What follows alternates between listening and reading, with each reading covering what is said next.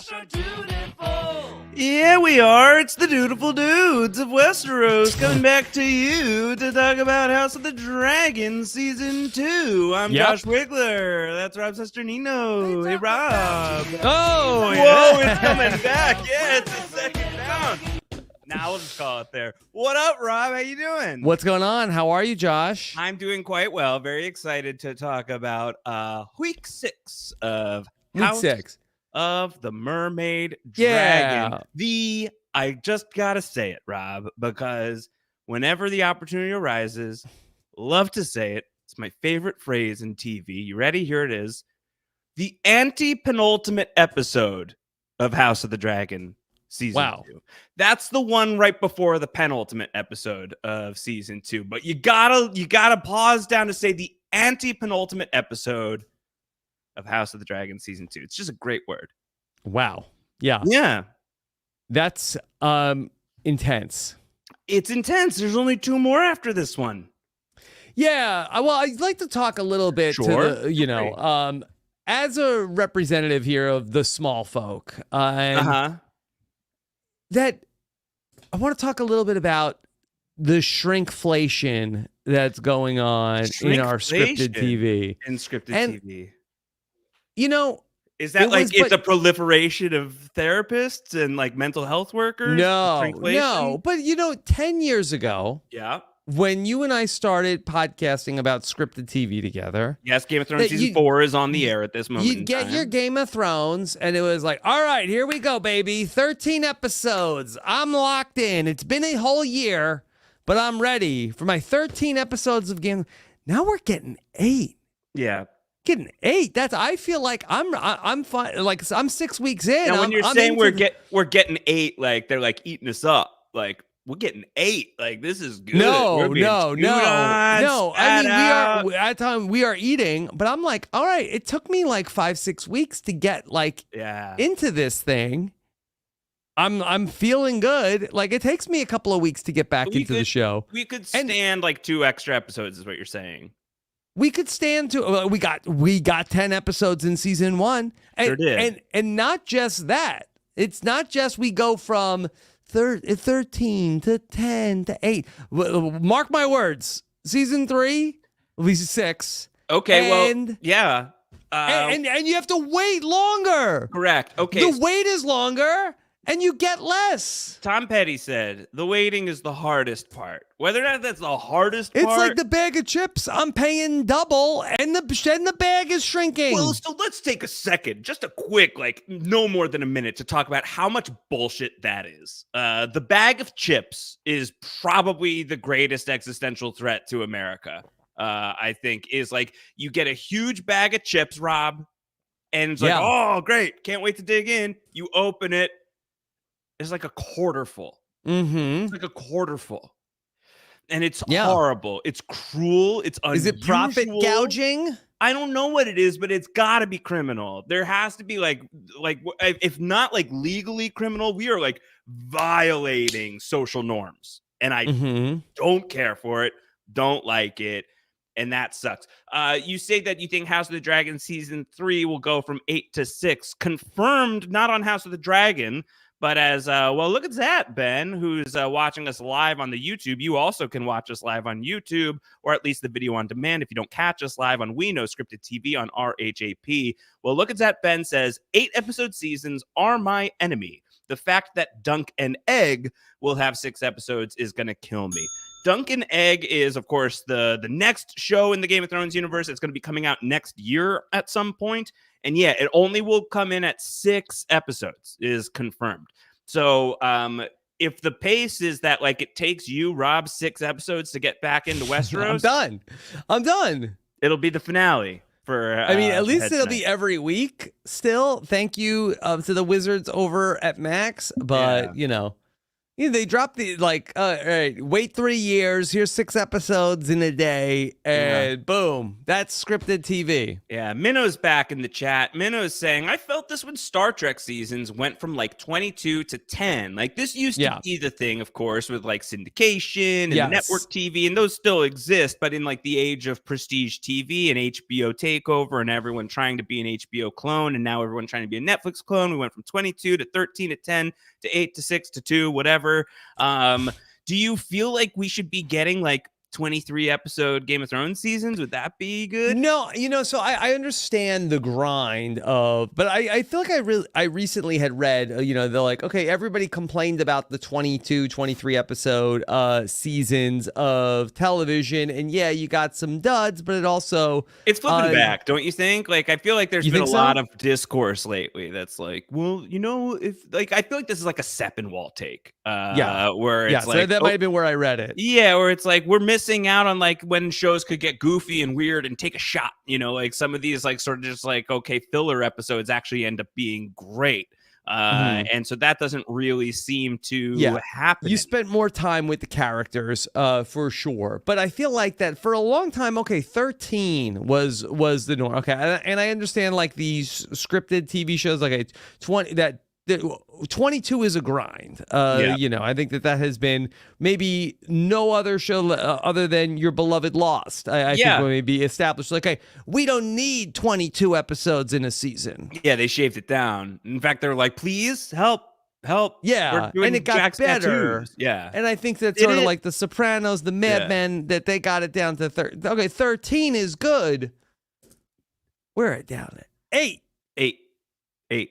Yeah. Yeah. And then like seasons that take, 2 years or a year and a half, or I railed against this, I think last week on the Tastemakers, that Severance, it will be almost exactly, sorry for the voice, but I have to do it because this is like guttural and primal and like raw for me. It'll be almost exactly 3 full years. And how many episodes since the premiere? Yeah. How many episodes of Severance you're gonna get? Okay, well, they only did 9 in season 1, and they will be doing 10 in season 2. So at least we got that. But yeah, TV's very annoying.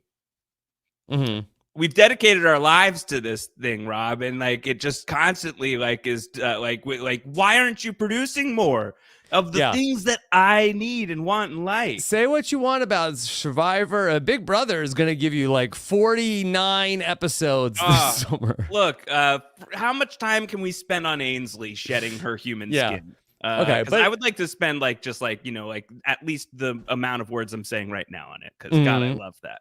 Yeah, but we got to talk about the hot House of the Dragon. But I think a fair complaint. You're popping off the way you are because you liked this one. Yeah, I just feel like I'm getting into it, and I feel like it's over. Yeah, well, basically, yeah. You ever see? Look, probably very few people have been in a pool with me, but I'm ready. I'm like, I'm gonna get in slowly. It takes me a little bit to get into the season of the show. Lifetime. How many people have you been in a pool with that you know? Like people that you know? I probably many over the years. But like actually, like you know them? I'm not talking about strangers. Rule out strangers and like wave pool people. I'm not a baby. I've been in a lot of pools, not to flex. Okay. Are you a big pool guy? Known a lot of people. Are you a poolman? No, but I mean, have a couple pools a summer spread out over many years. Yeah, we'll see what Maiden Pool season 3 with 3 episodes of House of the Dragon. Okay, well, let's talk about what happened in this one. 23 episodes of Daemon Targaryen getting haunted at Harrenhal. In or out? Would you rather be in the situation we're in right now, where it's almost what? over? Honestly, it's a little bit of like, all right, well, this is where we meet the people for the people from the last season that aren't with us anymore. So I kind of like that he's got like the inside track to like Viserys. Yeah, Vizzy T is back. We get a very brief Vizzy T. And my wonderful wife, who she is really, she's more all pools, in. You or Nicole? Probably Nicole. I think she used to that her parents, I think, had a pool at one point. And so that she's so gung ho. She's so far into the Game of Thrones universe, and she was. And I totally lost what I was going to say about her. But she's way into. We're talking about Vizzy T. We're talking about Vizzy T. She got me. She said we're going to watch. We were watching the season 1. Yeah, and it was perfect timing because I just watched this exact conversation play out in the premiere. Yes, so it really is like it's very interesting with the Patty Considine return in this episode specifically, where they're talking about like, okay, well, let's bring these people back for like these like ghosts of the past to haunt Damon, and they're bringing him back for confirmed new footage, like it's him. They brought him back on set just to like redo a scene, basically, from season 1. So I thought that was kind of interesting. Yeah, they're bringing all the Millie Alcock, like all the favorites back from. So I felt very rewarded for going back and watching the premiere just this weekend. Were you excited to see Viserys again? Yes, especially young Viserys. Yeah. Instead of Crypt Keeper Viserys. You know what we haven't done? Can you believe we haven't done? Not only have we not done any Crypt Keeper this season, Rob, but we are like fully rebranded. How have we not yet done the Script Keeper? I've got all 6 scripts for the next season right here. Oh no! Don't rip any of them up. We need all 6. We can't lose a single one. Lost one. Looks like it'll be 5 episodes next season. No, Script Keeper, no. Oh, man. Oh, gosh. Yeah. I knew instantly this guy. Now, my wife, she couldn't wait for me. She watched the show without me on Sunday. Fair. I had the podcast Big Brother on Sunday night, which was fun. Yeah. Of course, my loss is your gain because you get Taron Armstrong podcasting about the Game of Thrones, House of the Dragon instantly with Grace. Yes, correct. So, but we watched. So she couldn't wait for me. She watched it without me on Sunday. Okay. I watched it Monday night with her, and she's like, what do you think's going to happen with this guy riding a dragon? I'm like, well, considering the fact never seen this guy before. Yeah, right. I feel like this guy there's no chance the dragons take this guy. What an arc, because he comes into the room, and I don't know about you, but like his face read to me like he got like called into the principal's office and didn't know what he was in trouble for, but felt like he was in trouble for something. So it's like, okay, what did you do? But he's not getting in trouble. In fact, he's like getting a dragon. It's like, you're coming to the principal's office, you're not in trouble, you're getting a new car. And he's like suddenly like so excited and so honored. She's like, okay, but the car could explode. I don't care about an exploding car. I always wanted a car. I always wanted a car. And so part of me was sort of like, what did you do that like never got identified? Because he came into that room looking like, oh, she caught me. And then like instead he's getting a reward, and he's like, oh yeah, reward. I feel like some sort of nefarious secret thing may or may not have happened with him. But then and then he's just exploded. And I love the Dragon Keeper being like, nope. Absolutely not. They're trained to do that. Yeah. They're trained to do that. I think that has to be instinctive, right? It's like, okay, and just in case, here's a knife. If it gets a little hot, you need to just like cut yourself out of here. Yeah. Somebody just should have done that trick to Aegon. Yeah, probably. Well, it looked like Aemond wanted to. But by the end of the episode, we're seeing it's not just dragons have agency too, Rob. It seems like dragons have like these very specific feelings on who should and who should not be riding them. And so like the plan from they have consent. The plan from Rhaenyra's side of the line seems to be, all right, here's what we're going to do. We're going to recruit dragon riders with like the thinnest of familial lines to the Valyrian line. And that's how this is going to roll. And everyone's like, okay, well, that guy just exploded. So do we feel like this is a good plan? And meanwhile, Sea Smoke, who's been getting restless. Sea Smoke, who was Laenor, Rhaenyra's late husband's dragon. And the word on the street is that a dragon won't claim another rider unless their dragon rider is dead. Yes. So the thought is that Laenor may have died off screen. Sort of the thought. That's my wife's working theory. Yeah, I don't think we'll see him again. I think like they'll leave it just like either like, oh, he got bored and picked a new guy, or it's like, yeah, he didn't make it. So instead, he picks maybe can be explored in another 2-episode series. He picks Adam. It's Adam with 2 D's. So he picks Adam, and it seems like he's been What was wrong with Alan? Yeah, well, Alan isn't seemingly like Alan's like, I don't want anyone to talk to me. Alan, who is played by the great Abubakar Salim, who is an actor that Grace Taryn and I really loved from Raised by Wolves.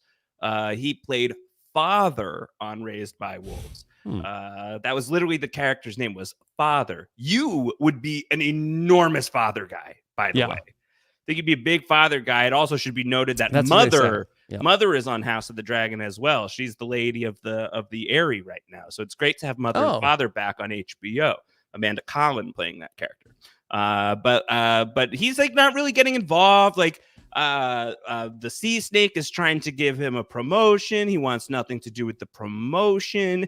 And like we're figuring out what's going on here. Yeah. Like yeah, I think we're putting the pieces together. Putting the pieces together. So, like, what do we think? Is it like, okay, Sea Smoke just really likes Adam, or is it some sort of confirmation of this? Like, you need to have some Valyrian blood in you in order to fly a dragon. Like, what is you need to have that dog in you? I think. I guess you more gotta than have anything. Yeah. So, like, what this is guy that did he have that dog in him? I don't think so. Yeah. Can I pet that dog? I don't know. Can I pet that dragon? I don't think so. I don't think you should pet that dragon.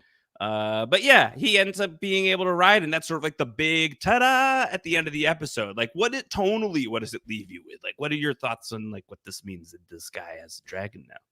My thoughts are, let's frickin' go. What are we doing? LFG? We're just sitting around. Like, okay, great. We found another dragon rider. Yeah. But we got dragons we're just sitting on. I mean, not yet. Not yet. We need to get more. So come on. What are we waiting for? Well, I do feel like if Adam is able to ride a dragon, then Adam's brother, Father, a.k.a. Alan, Alyn, just to keep it going, he's probably like a good candidate to maybe try this as well. What about Corlys? Does Corlys ride a dragon? I can't remember. Did we try that? Did anybody try that? I don't think he does. Like his sons can ride a dragon. Like, has anybody considered like, hey, what about the Sea Snake? Yeah, no, Sea Snake too old. His wife rides. He's not too old to ride a dragon. His wife rode a dragon. Great. Okay. Maybe there's some trauma there now. Okay. Yeah. But did we ever even think of that? Yeah. And I'm just like spitballing. Yeah, this is me like spending like an hour in this world every week. He's a boatman, you know. The thing about G.I. Joe was that they could do land, sea, or air, but I think the Sea Snake can only do sea. Yeah, I guess so. And by the name, like, he's not a Targaryen, but look. I think he's got that dog in him. Yeah. Well, who knows? Could be. But also, like, Rhaenyra is wanting for, like, people she can trust, and he is sort of, like, an older guy who's a wizened man, whose family, who she feels like she can trust. So, like, I don't know. Does she want to just, like, send another, like, Hand of the King onto a dragon? Maybe not. I don't know. And the Sea Snake might have other fish to fry, Rob, because Lord of the Seven help us. We got a triarchy name drop in this episode. Yeah. I don't even remember what the triarchy That's like the are, but I crab did see feeder crab. shit. Well, I did see Yeah. some crab feeder in the first couple episodes I was rewatching. Like, oh, crab feeder. Yeah. Will he be in a Damon dream? Oh, would Like, love that. Damon, it's Yeah. me, crab feeder. Yeah. Yeah. And he'll You actually pissed speak. me off. Yeah, you really pissed. That was that was his tagline, right? In season 1. Damon, you really pissed me off. Damon, you son of a bitch. Was it so wrong that I wanted to feed the crabs? Yeah, don't crabs have to eat too? Mm-hmm. Is this such a problem for you? You don't know these guys. Mm-hmm. These guys. They're not even your guys. They're my guys. I get to feed them to the crabs. You don't get jurisdiction here in crab feeder land. You son of a bitch. Mm-hmm. Get out of here. Leave the triarchy business to me, the crab feeder. Which was his like sort of classic line in season 1. So they're talking about the triarchy again. It's like, oh man. If we're not going to have Who's in two the extra triarchy? episodes, Who's in the triarchy? it's like the free city type stuff. This is like your Bravos Pentos, nonsense. This is like the going on. Phantom Menace Trade Federation bull Yeah. crap. Yeah.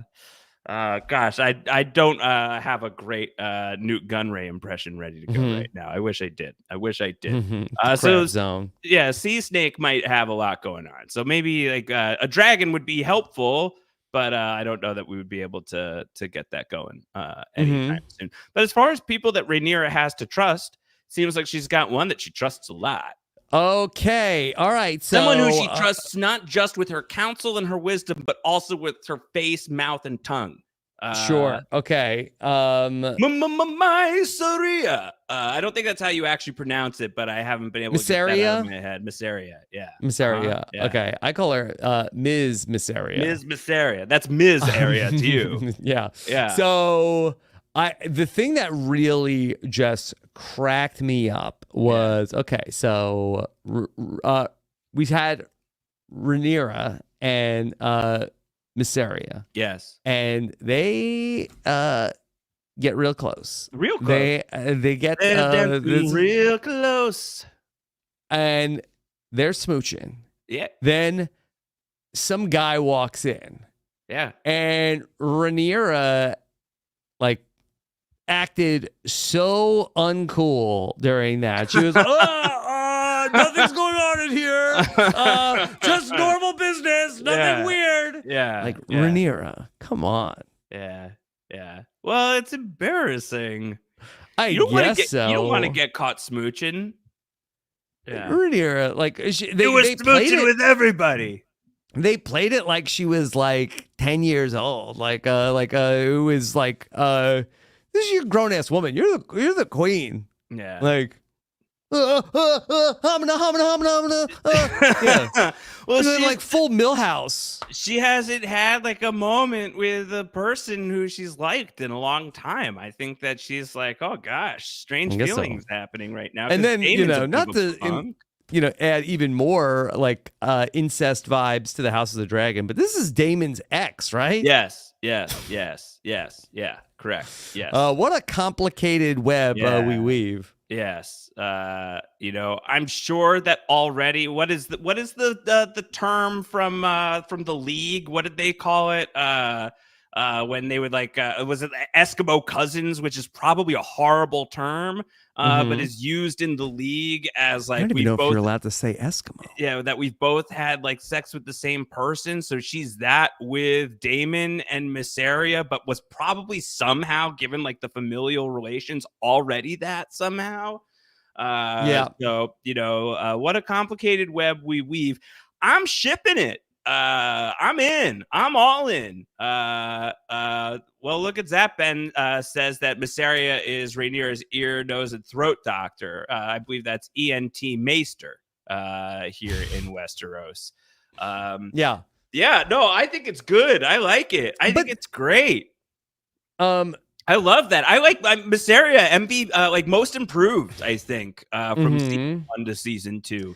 But I guess the question is, but Mysaria, is she on the level? Like, I mean, she told a very emotional story to Yes. Rhaenyra, but also Daemon like told a story about how that she was pregnant in season 1. So Yeah. I don't know. Like, is it Miss Arya pulling a con on Rhaenyra? Maybe. I don't know. I don't know. It's a possibility. Gosh, that would be brutal. I feel like Do you know? I don't know necessarily. I'm not necessarily sure whether or not she's pulling a gun. I can't be positive one way or the other. It's hard for me to tell. Yeah. Difficult to say. Why Okay, do so they call that's her the White Worm? you don't want to know. Yeah, I don't want to know. yeah, you don't want to know. Mm-hmm. Yeah, there's all sorts of reasons. Lots of things going on. Secrets on secrets. Secrets on secrets. Yeah. So, okay, well, then let's talk about Damon, who is still having his Harrenhal haunting. And in Harrenhal, I believe it's Alice Rivers who says, chill, relax, stop pulling, don't pull a knife on Simon Strong. He's a bro. You like him. We like him. Don't pull a knife on him. We love Sir Simon. Give it 3 days. Just give it a couple of days, and things are gonna work out. So that is apparently what we have to look forward to. Is a little bit of maybe some I don't know, relaxation on the Harrenhal front. But he was ready to go, and I'm sure many people were watching, being like, yes. But he didn't. He stayed. He stuck around. Yeah. Does he know he's being poisoned? Does he know what he says? He says like someone's poisoning me. He says to the person most likely to be poisoning him. Yeah. Yeah. He's like, I don't know. He can't. He's unable to put the pieces together. He can't put it together. He doesn't know. He doesn't know. So I don't know. Yeah, it was great to see Vizzy T, but I don't think I have much more to add other than Damon is. It was just nice to see him so young and virile. Yeah. Mm-hmm. Do we now have to have him and Millie Alcock on every season?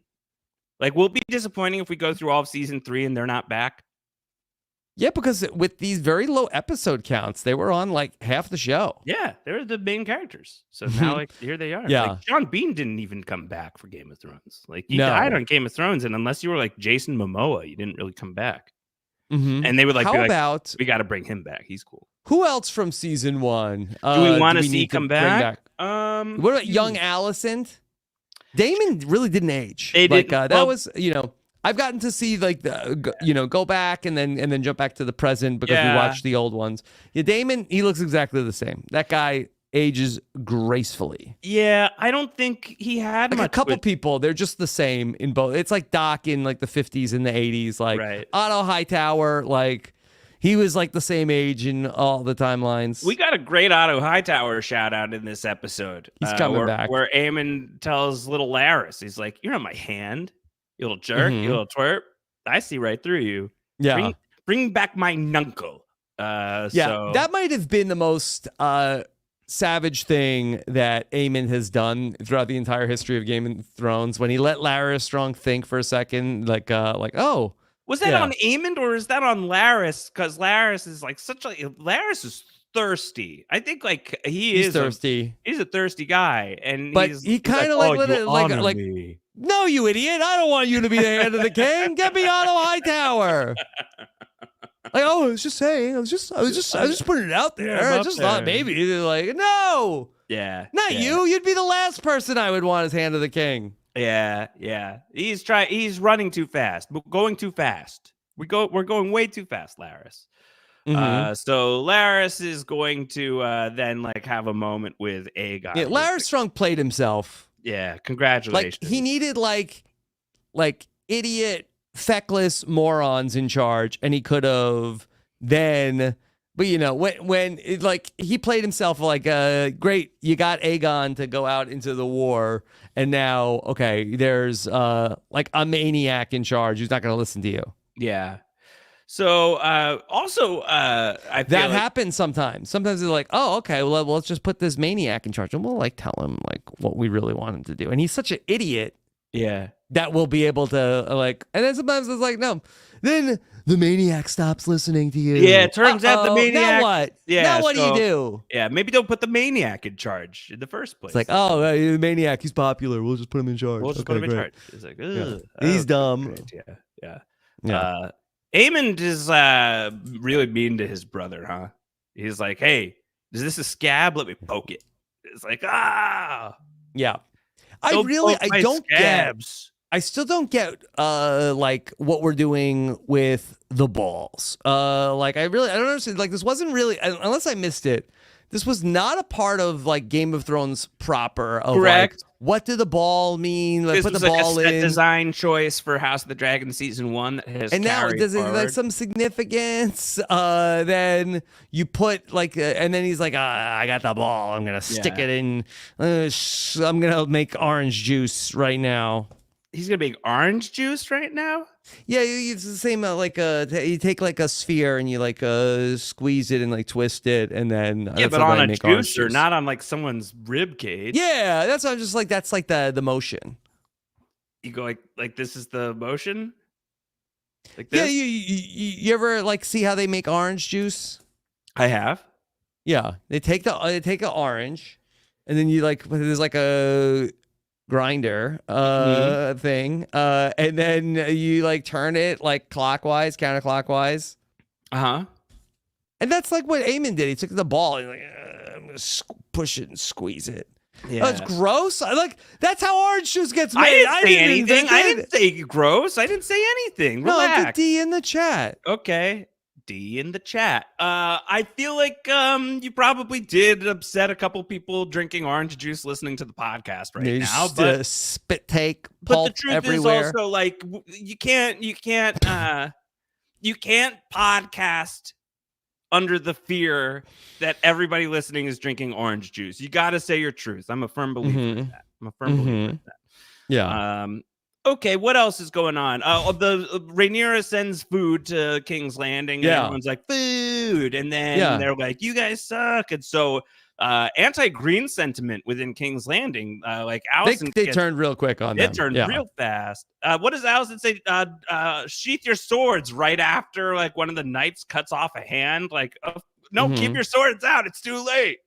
Way too late. It's too late. It's too late. They really they turned on them very quickly. They must King's be Landing is real hungry. in a bad way. It's in a bad way. We're in a bad spot for. I think the Greens are not like getting like the Otto Hightower can't get here soon enough. I think Gotta Someone keep needs- the small folk happy. Yeah. Did you like that as a title, Small Folk? Not really. Do you like it as a genre of music, Small Folk? It's just like it's just not like bad. folk music, but it's really quiet. It's like Yeah, very like it's very acoustic. I've seen fire and I've seen rain. Yeah. Seen sunny days I thought would never end. It's just really quiet. Small folk. Just really Yeah. small folk. Yeah. You have to have a really big ear to hear it. Did you like that we keep talking about my guy Daron? Daron Targaryen. Allison's kid. I have to be honest. This is they're missing me with this. So what's going on with He's 16. Daron Targaryen. He's 16. Okay, that's like Middle Ages in this Game of Thrones. In the Middle Ages, he was raised away by in Old Town. He was sent to ward, not unlike a young Ned Stark once upon a time. He's been raised away from court. Everyone's like, oh, wow. Raised by wolves? No, father and mother busy with other things. Yeah. And so Allison's like, how is he? Is he cool? And her brother Gwaine is like, yeah, he's great. Very comely, smart. He's Comely? A young lad, 10 and 6. 6 and 10? 6 and 10. And he's like, he's a good Targaryen lad. And I think Allison's like, could use one of those. So yeah, I don't know if he's going to be an important character at all. yeah. As the You think in story season develops. 2? You think, or is it going to be a season 3? I don't know. unsure, unclear at this hour. Yeah. Okay. Whether he could be important, probably in season Yes. 3. What about young Alicent? Will Daemon have a vision No, of her? no, Did she get no. shafted? Yeah, well, she should have put in more work with him. Like she should have been like they should have had more of a dynamic. They didn't really talk ever. Yeah. What else from this episode of House of the Dragon? Because I've got a lot of Survivor 46 questions for you. Yeah, I know we got to get to that. I mean, I don't know. You ask me stuff that's going on. I don't know, chat. Is there anything else from this episode of House of the Dragon that we didn't get into that you really want to hear? Field any questions that you have? Do you want to hit us up with anything? Doesn't seem like it. I think I don't know. I feel like What's going on at the Erie? Oh, sure. Yes. Rhaena, who has taken baby Joffrey forever unclean, another league reference, has seemingly seen evidence of dragons, a wild dragon in the hills.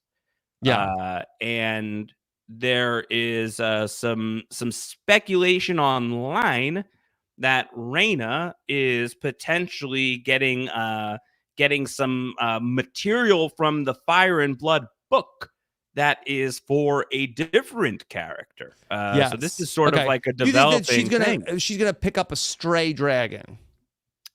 That could happen. It's possible. Where does stray dragon come from? I don't know. We're not What in the hell? age of like extinct dragons yet. Leave like a tanker truck full of milk outside and a stray dragon might come. I don't think it would work that way. I'm pretty sure it wouldn't work that way. No. Yeah, I think there's just like wild dragons out there eating sheep. A lot of burned up sheep, says Will. Yeah, I think there's wild dragons. Dragons aren't extinct the way they were in Game of Thrones. We still live in like a dragony world. Well, the thing is, you feed a stray dragon once, they just keep coming back. They come back. Yeah. Was the problem that we ran out of the dragons or we ran out of Targaryens?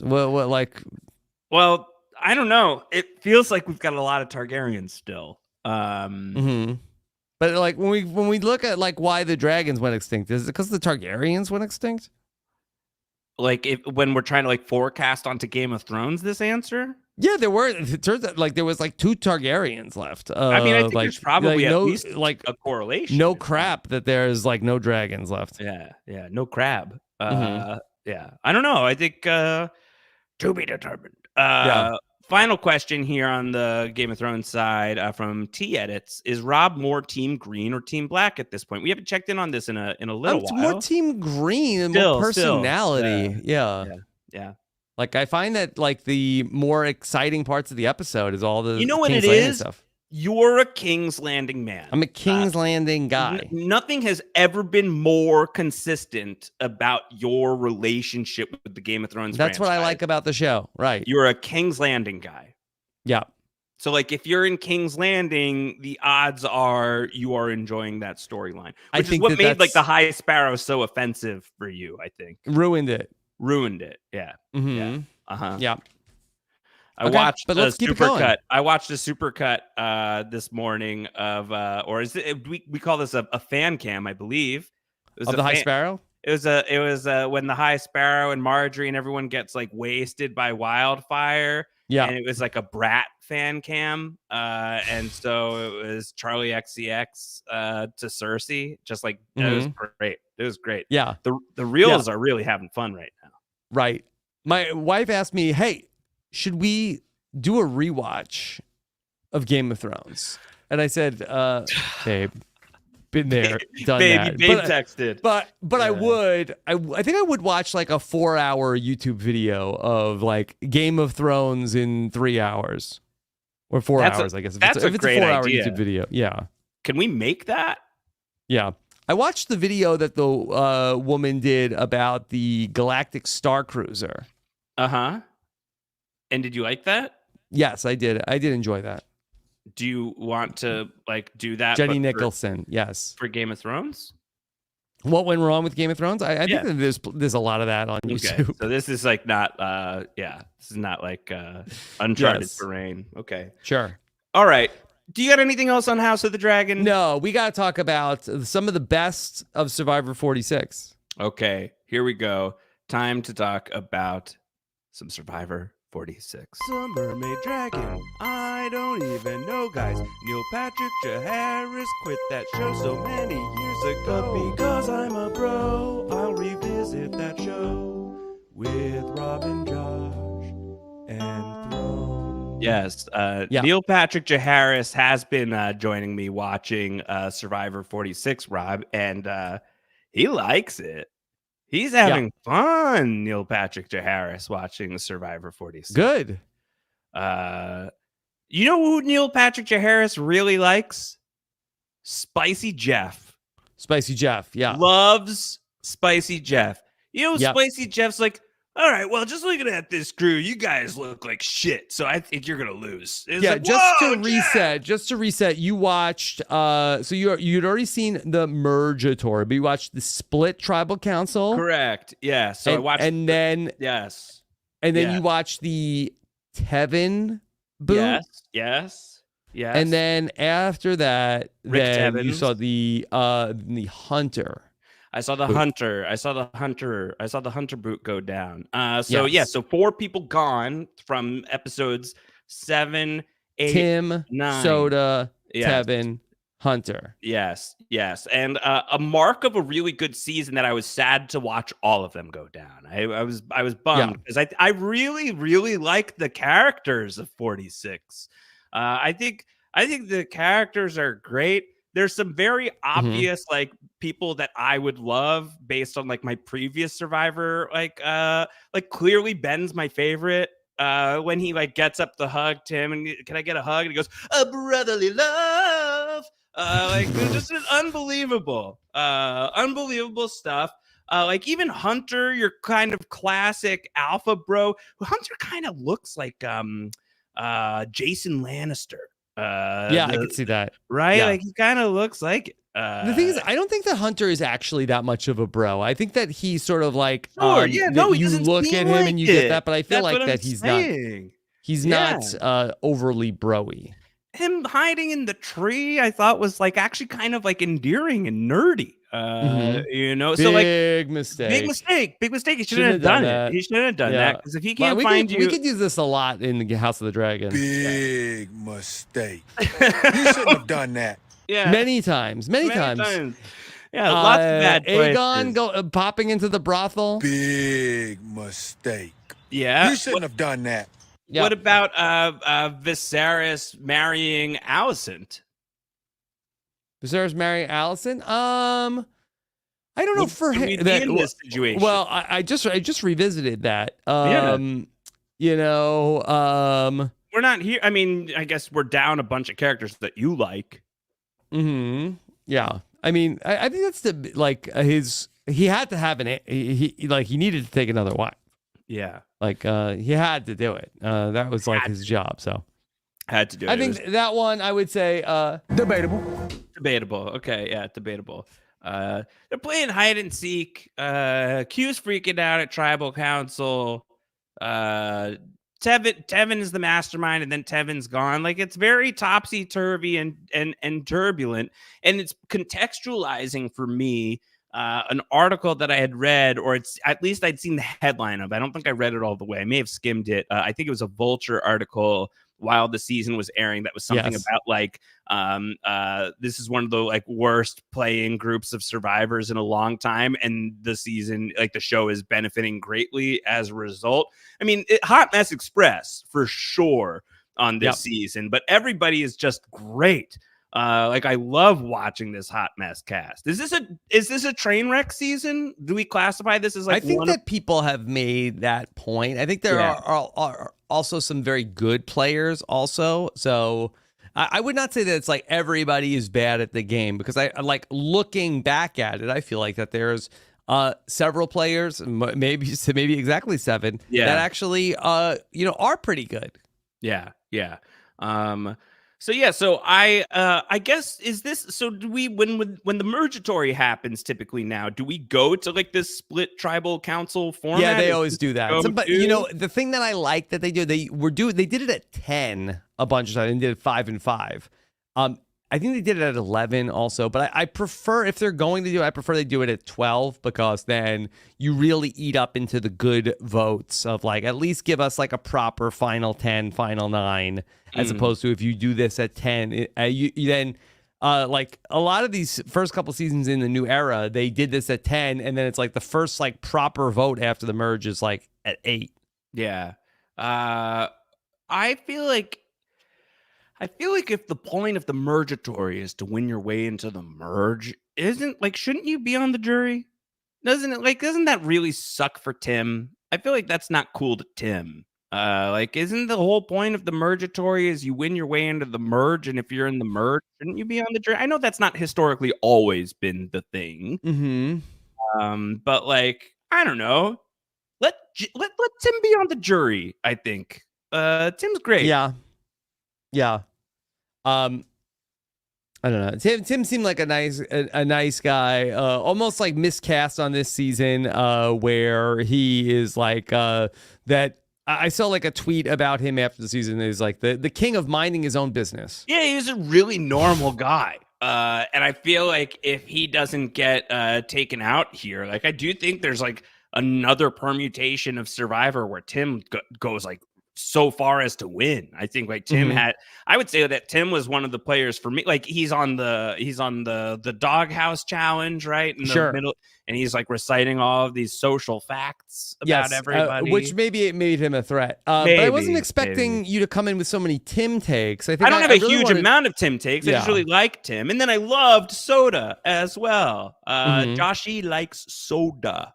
I loved Soda, and Soda had like such like a sort of like great but sad but great departure from the game. Yeah. And then I feel a little bit robbed that we don't get to like play out the dynamic of like Tevin getting found out someday. The aftermath. Tevin, I think, got a little high on his own supply on the soda. Little high, a little too much soda for Tevin. Busy lifting drinks. He got lifted into the fan. But talk to me about Q. What do you think about everything that he's got going on? I don't really understand it. You never will. So here's the thing: is in these first few episodes, Q, like I kind of didn't like see like why Q has become such an icon in the Survivor community. Like I think like he's mostly a pretty normal guy. He's in the majority alliance. Yeah, he wants to coach. He wants to coach Banu, but then he doesn't, and it's fine. And then now we start getting into the 6, and we start getting into Q wanting to go against Tiffany. Which is out of absolutely nowhere. We see Q with trying to sell merchandise, the Q skirt on national TV. Would you wear a Q skirt? Sure. Yeah. Why not? I'm a big hoodie I can see you guy. rocking a Q skirt. I would rock a Q skirt. And so now it's just I think my biggest whiplash with Q right now is totally different guy. I feel like he's just completely the switch has flipped with Q. And there's a world in which I actually think the hide and seek thing was kind of clever actually, and is not horribly dissimilar from Boston Rob's King for a Day. I feel like it's not completely far away from that. Yeah. But the takeaway is basically, but that was so he could go look for an idol. Right. And so then here basically Ben has a green shirt and can tuck his knees up to his chest. Big mistake. Is ridiculous. I do think but Hunter's not really revealing anything new. Yeah, Hunter's there was some there. confirmation bias in the hide and seek outcomes and takeaways. Why did he decide to go into that? Was that was it a premeditated thing when he goes into the tribal council and says, "Get me out of here. I'm done"? I don't think so. That he says, and I think that's stuck to various versions of the story, that he felt bad. He felt like that he was responsible for how that was going to play out. I think it has shifted of that he, I think, felt maybe ownership over that. And again, I could be corrected on this, but I feel like at points he's talking about that he felt bad that it was his fault that Tevin was going. I think he felt bad that I feel like I have had the takeaway that he felt bad that Hunter was in his game has kind of been blown up at that point. Yeah. I feel like he's also said that he felt bad that Liz was so upset that he felt like that Liz, stature-wise, was similar to his sisters, and he felt like that he really, he was feeling like he did something bad to his sister. Okay. So I don't really know. Yeah. So there's lots of different possible answers, but It's open to interpretation. I was very surprised by it, and I really understood why afterwards Jeff wanted popcorn at the following tribal council. He loved it. Yeah, that was great. I think search the archives, folks. Go back and browse the records. Rob and I won't miss much of an opportunity to celebrate the late great Gallagher, he of the king of prop comedy, right? A big prop comedy, guys. And I feel like the popcorn is great prop comedy. Give him some popcorn, turn this into a movie theater experience. The only thing I was thinking that because he's Spicy Jeff now, who goes everywhere with a knife and will tell you that he thinks you're going to lose, and why not just say what we mean? And I kind of thought maybe it was is the popcorn is there some sort of diuretic in here? What sort of God. What kind of spicy popcorn are we doing? Originally, and Jeff had talked about this on the On Fire podcast. His original impulse was all right, we got to get popcorn. At one point, they were going to get a old fashioned carnival popcorn making machine. Okay. At Tribal Council. Okay. And they were going to let pit players get up and get popcorn, but then they're wait, hold on. The art department is very impressive and very fast. I don't know that they're very fast. Yeah. And they said, well, that's not the new era. We can't do that. We can't give them popcorn at Tribal Council. But then he did. He gave them one piece of popcorn. But they were at one point, a popcorn machine was getting ready to be brought into Tribal Council. Do you think that they should do that in the in the Red Keep, in terms of should the kings have a little bit more cool stuff in the Red Keep? Yeah, like a cruise ship, how a cruise ship has a soft serve ice cream machine every other room or something like that. Yeah, right. Yeah, yes. Aren't you surprised? Robert Baratheon didn't have well, we just didn't see it. But every single hallway at any given time, someone in Robert Baratheon's employ has a lamb shank ready to food hand truck. to the guy. Yeah. Yeah, I do think so. A popcorn machine isn't new era, isn't it though? Doesn't that feel like something we they have to earn everything. They can't. Why are we building a season when we give them nothing and then they come to Tribal Council and they get popcorn? Because it's good TV. Because it would look different. Because it would be different. Let's do something different. I think a popcorn machine would have been great, and especially with some carnival music. Imagine they go to Tribal Council sometime and it's an actual factual carnival. They've got a Gravitron. The zipper is here. They've got a hall of mirrors. Can you imagine the Survivor Carnival? The Survivor Carnival would be nuts. I think Survivor Carnival is a remarkably great idea that we need to, don't tell them it came from me, but you should tell Jeff, Survivor Carnival. And the Survivor Carnival, you can go to the shooting gallery, and instead of stuffed animals, I think Carnival could be a good season theme if they're at some sort of ancient carnival. I think that you could squint and kind of see that it might be the music. Cool theme. The music would be lit.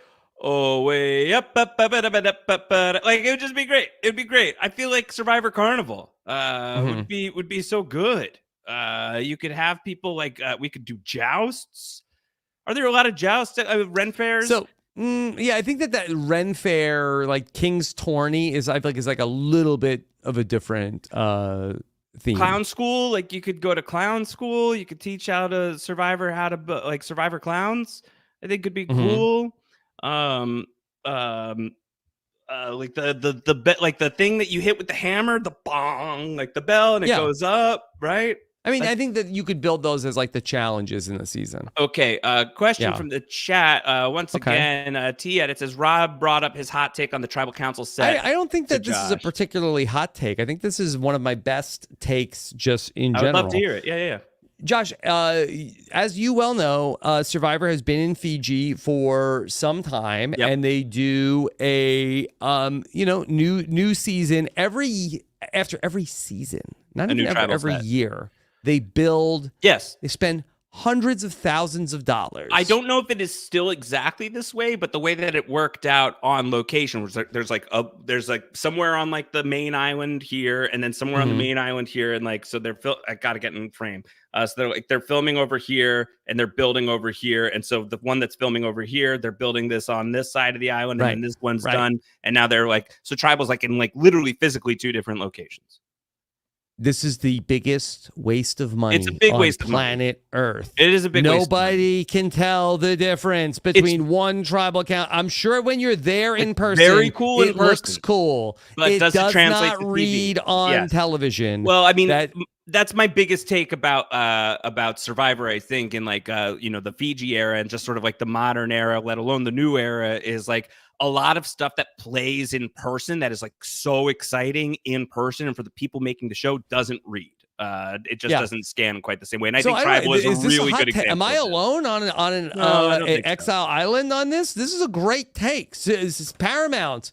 I'm gonna save you $5 million in the next 2 years.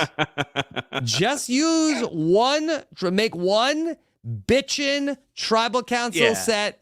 And just every now and then, let's paint it. Like, let's not go crazy. Big Brother, they built one house in 2005, still using it. It's fine. You haven't lost one viewer yet. Yeah. You know what? Do they let people go to the Big Brother house in between seasons or anything? Like, do they open it up to tourism at all? No.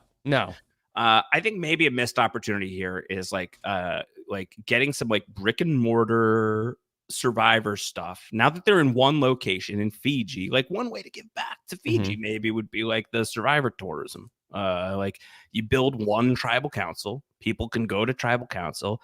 People are gonna hide. People are gonna graffiti tribal council though. They're like gonna like say like Mary loves James. I don't know what they're gonna say. Is that what they say when they graffiti things?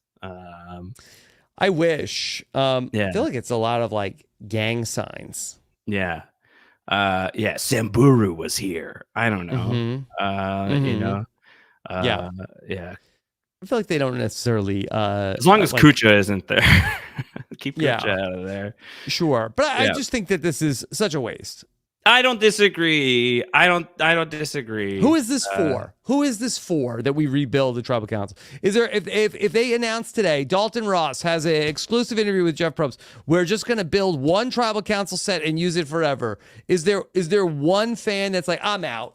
Yes, you know what? I definitely think so. But that being said, that's the last straw. Yeah, absolutely. That's a rhetorical question, right? Because you know the answer to that is yes. But they don't mean it. They just say it. That being said, I think that we're here, right? We're never leaving Fiji. This is Survivor now, so maybe let's just make it let's just keep tightening it, get it tighter. I just think that and you want to change the set deck or change. Okay, let's put let's hang up a bunch of like axes this season. This is like, oh, okay. Yes, for the axe throwing competition at the Survivor Carnival. We go and do that. I don't know. I think that there's different things to do. Should we be investing in different I don't know. I think the more that I think about it, the more I think it's probably right to just put it in one spot. Why not? There's so few times that I have. What would it look like? What? I don't know. I'm not a designer, but there's so few times that I feel like absolutely in my bones this is right. And this one is one of them. I'm like that guy, and I got like a folding table. I'm like, there should be just one tribal council set forever. Yeah. Change my mind. Yeah. Why didn't Hunter or Tiffany play their idols? Hunter thought that he was counting the votes. Tiffany was fighting with Q. In his mind, that was the one vote he got wrong, that he thought there's no way Tiffany is in a screaming match with Q and not going into the voting booth and writing my name down. That's not happening. It did. Yeah. And then why doesn't Tiffany play it when she says, like, I'm going to play this? She could not envision a scenario where everybody wasn't voting out Q that night. Okay. And according to Tiffany, Charlie was really talking to her about like, hey, tomorrow we're going to blindside Maria with your idol. Okay, so she bought that. She bought that. She bought that. She thought everybody she did not think that there was going to be a but you're not there yet. No, I'm not there yet. But I am aware. Wait, tricking me into giving you spoilers? No, I am aware that we're in where we've embarked officially as of the end of the last episode that I watched in like Idol Mania. We're in like sort of like Idol Mania. Yeah. Idol Misplay Mania. Yeah. Okay. So you've got still now what the final 8, final 7, final 6 coming up and before the finale. That sounds right to me. I'm up to episode 10. Yeah. So what do I watch? 10, 11, and 12 for next time? Yes. All right. And let me just say that this next one is also a doozy. Okay, I love a doozy. Looking forward to getting your reaction to that. Yeah, loving the season. Think it's great. Think it's very, very fun. This has been a blast. Okay, so next week, this was the anti-penultimate House of the Mermaid Dragon. Next week is the penultimate episode of the House of the Mermaid Dragon. We'll talk about House of the Dragon episode Several. And then we will talk about Survivor 46, 10 through 12. Probably going to be dropping that podcast later next week. So don't be alarmed if you don't see it when you normally see it. It may be like a little bit more like might be a little more of like a finale preview, I think could end up being the vibe, but we'll be back with more from Westeros. Can't wait. Rob, what else do you have going on right now? Big Brother. Yeah, sure. Big Brother. But here's what Has Ainsley put her human skin back on? Not yet. She has revealed herself and she has not gone back to her original form. But what I implore our listeners to do, if you have not done so yet, head on over to robbinswebsite.com/scripted and make sure you're subscribed. Yes. And not just to the podcast feed, but the We Know Scripted TV YouTube channel. Yes. Okay? Yes. That's my biggest takeaway. Okay. Rob's biggest takeaway is that you need to search for RHAP, We Know Scripted TV, and hit subscribe. And that's on the podcast feed and on leave the us YouTube some channel. feedback and some star Ratings, reviews from all of yous. Did anyone leave any impression requests? Do we get impression requests let me see. This week? We got a script keeper out. We busted out the script keeper. We Know Script Keeper showed up. That's true. Here on the podcast this week. So we got one of those. All right. Most recent reviews come in. And been listening to Rob for a decade now, and we jump at the PSR if they had coverage. But they're not asking for a no request, no impression requests. Okay. If you leave an impression request, we'll do it. We could do one. Yeah. They didn't ask for one. Okay, that's fine. If you want us to do a voice, we'll try it. But if we can't do it though, that would be bad. I would be so upset about that. Oh my gosh. All right. Well, look, go to the thing, hit subscribe, rate and review, all of the good stuff from you to us here on the We Know Scripted TV. I think somebody made a mistake. Yeah, somebody made a mistake. We got a 1-star review. It says, The Tastemakers, great show. Oh, Grace and Taryn are a genius podcast duo. Smart, informative, funny. How is that a 1-star review? Yeah, that's an accident. I think like they think 1 is like first place. 1, yeah. Yeah. No, that's the loneliest number. Yeah, that you'll ever do. 2 can be as bad as 1. Anything else, Rob? No, that's it. Great stuff. We'll be back next week with the penultimate episode of the House of the Mermaid Dragon. Until then, everybody take care and goodbye.